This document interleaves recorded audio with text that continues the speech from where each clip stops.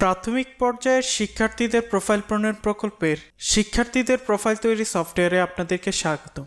এই টিউটোরিয়ালে আমরা দেখব কিভাবে একজন শিক্ষার্থীর ছবি শিক্ষার্থী নিবন্ধন পেজ থেকে সিস্টেমে আপলোড করতে হয়।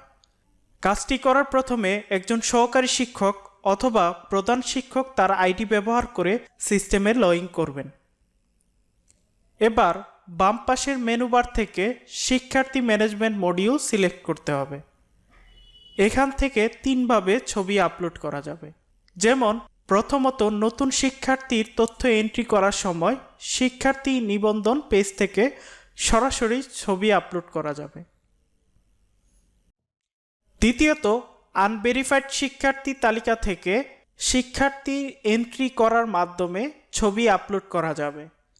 তৃতীয়ত, অনিবন্ধিত শিক্ষার্থী তালিকা থেকে সম্পাদনা করার মাধ্যমে ছবি আপলোড করা যাবে।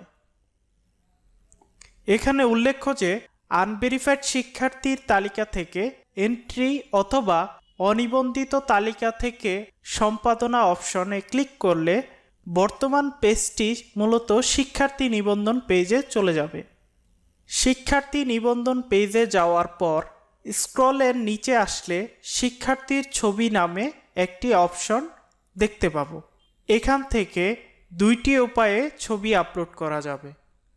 প্রথমত, চুজ ফাইল অপশানে ক্লিক করে ইউজার তার ডিভাইস থেকে কাঙ্ক্ষিত ছবি সিলেক্ট করে দিতে পারবেন, অথবা চুজ ফাইল অপশনটির পাশে ক্যামেরা আইকনে ক্লিক করে সরাসরি শিক্ষার্থীর ছবি তুলেও আপলোড করা যাবে। এছাড়া কোনো কারণে ভুল ছবি আপলোড হয়ে থাকলে মুছুন বাটনে ক্লিক করে আগের আপলোডকৃত ছবিটি ডিলিট করা যাবে এবং পুনরায় পূর্বের ধাপ অনুসরণ করে নতুন করে আবার ছবি আপলোড করা যাবে। তাহলে এইভাবে সফটওয়্যারে শিক্ষার্থীর ছবি আপলোড করার প্রক্রিয়াটি সম্পূর্ণ করা হবে। শিক্ষার্থীদের প্রোফাইল তৈরি সফটওয়্যারের ছবির জন্য নির্দিষ্ট কোনো সাইজ বা মাপ নেই, তবে 300x300 অথবা পাসপোর্ট সাইজের শেপের ছবি হলে ভালো হয়। সফটওয়্যারের ছবি প্রদান করা হলে অটো 300x300 আকারে সেভ করে নিবে। ধন্যবাদ।